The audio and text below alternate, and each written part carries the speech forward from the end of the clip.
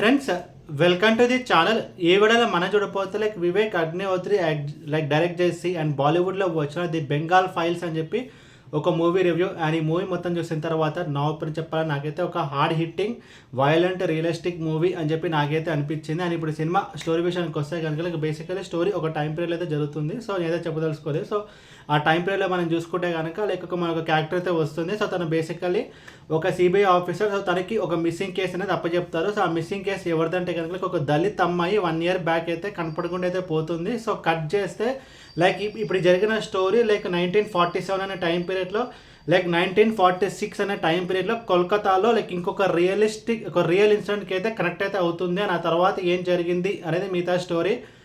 ముందుగా ఈ సినిమాలో ప్లస్ పాయింట్స్ గురించి మనం మాట్లాడుకుంటే కనుక story and screen place cinema బాగుందా లేదా, చూడొచ్చా లేదా అనే పాయింట్స్ పక్కన పెట్టేస్తే కనుక సో ప్రతి ఒక్కరు చూడవలసిన సినిమా ఇది అని ప్రతి ఒక్కరు తెలుసుకోవాల్సిన స్టోరీ ఇది. సో స్టోరీ అంటే ఏదో మన రాయడం కాదు, మన రైటర్ రాయడమో లేకపోతే డైరెక్టర్ రాయడం కాదు, ఒక రియల్గా జరిగిన స్టోరీని ఒక కోల్కతా అనే ప్లేస్లో జరిగిన స్టోరీని బేస్ చేసుకుని ఈ మూవీని అయితే తీయడం అయితే జరిగిందనమాట. సో నార్త్ ఇండియన్స్కి ఈ స్టోరీ గురించి ఎస్పెషల్లీ బెంగాల్ వాళ్ళకి అయితే కొంచెం ఐడియా అయితే ఉంటుంది. ఎస్పెషల్లీ మన సౌత్ ఇండియాలో వాళ్ళకి ఈ స్టోరీ అనేది చాలామందికి తెలియదు. సో కంపల్సరీ చూసి తెలుసుకోవాల్సిన స్టోరీ ఇది. బికాస్ మన చరిత్ర ఇది. సో మన చరిత్రని మనం అయితే తెలుసుకోవాలి. సో ప్రతి ఒక్కరు తెలుసుకోవాల్సిన స్టోరీ ఇది. అండ్ స్క్రీన్ ప్లే విషయానికి వస్తే కనుక అది యాక్షన్ సీక్వెన్సెస్ కానీ, వైలెంట్ సీక్వెన్సెస్ కానీ, అండ్ హార్డ్ హిట్టింగ్ సీక్వెన్సెస్ కానీ, అండ్ ఎమోషన్ సీక్వెన్సెస్ కానీ అన్నీ ఈ మూవీలో అయితే బాగున్నాయి. అండ్ అనుపమ్ ఖేర్ యాజ్ మహాత్మా గాంధీ అయితే సింప్లీ సూపర్ అసలు. అండ్ మిథున్ చక్రవర్తి ఒక క్యారెక్టర్ అయితే ఉంటుంది అన్నమాట. తనకైతే నాలుక అనేది కట్ చేస్తారు. సో అదంతా మీరు సినిమా చేసా తెలుసుకోవాలి. బట్ అయినా సరే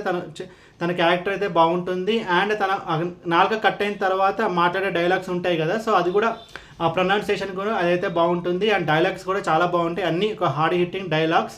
అండ్ విజువల్గా సినిమా అయితే చాలా రెడ్ జోన్లో అయితే ఉంటుంది. మన మూవీ అంతా చాలా రెడ్గా అయితే ఉంటుంది. And majority of the movie అంతా ఒక సెట్లోనే జరుగుతుంది. బికాస్ ఏంటంటే ఇది ఒక కాంట్రవర్షియల్ సబ్జెక్ట్. సో ఎక్కడ దీనికైతే పర్మిషన్ ఇవ్వరు కాబట్టి so majority of the movie అంతా సెట్లు అయితే జరిపోతుంది.